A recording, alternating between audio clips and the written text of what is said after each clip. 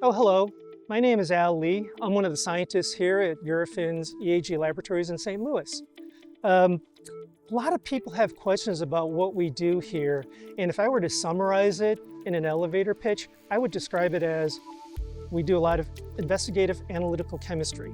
So if there's anything that can be answered by performing analytical chemistry, we can probably do that. We're putting together a series of videos so that we can talk more about the different things that we do. And this is the start of it. So come along and enjoy the rest of the tour.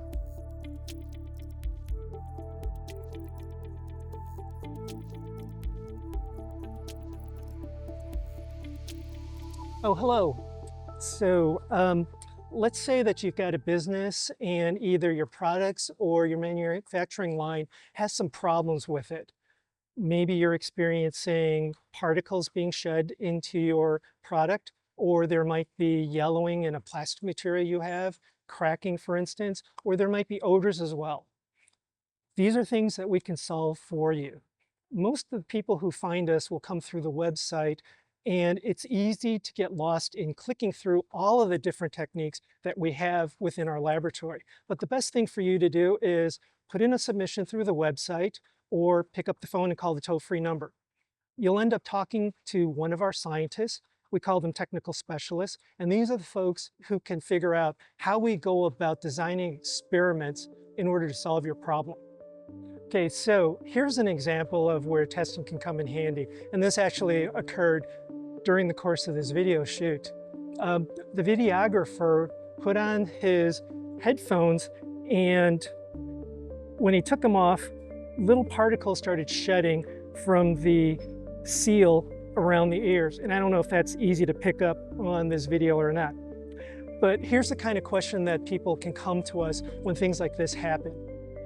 What is the material of composition? Is this made up of what it's supposed to be? We can do that from our testing. The other question is, are there contaminants that cause this outer coating to break down? In other words, was our videographer using hair product, for instance, and the hair product eventually ate away at this material? It can also be a matter of just mechanical rubbing on it, and we do have a wear lab that can test those properties. But there's a number of different ways that we can go about testing this material to figure out why it failed. The other thing that was really noticeable but was off camera was the particles that were shed from it. And I don't think this camera is going to pick up the little black specks, but when he took this off, there were a lot of particles that just fell on the ground. If this happens in a manufacturing environment and you have little black specks in, let's say, a white powder, part of the root cause analysis is collecting up these particles and doing identification of them so you know what the material of composition is. That can be just the very first step in a root cause analysis. But there's a number of ways that we can go about solving questions using chemistry, and this is just one example of it. So this is what I was talking about with the particle shed. You can see that there's a number of particles that ended up on his lapel when he used those headsets. This is the kind of stuff that we can isolate and identify. So here's another example of the kind of work that we do. Let's say that this wine bottle and a couple thousand other cases were in a warehouse and there was a warehouse fire. The question becomes, is this safe to drink? We can test for marker compounds for something that's been in a fire to figure out yes or no, is it safe? Technique that we use is GC mass spec. I'm standing in front of one here. This happens to be a GC QTOF, which is a very fancy GC mass spec. What we need to do first is figure out the method for detecting a quote-unquote safe amount of PAHs and then run the samples in it.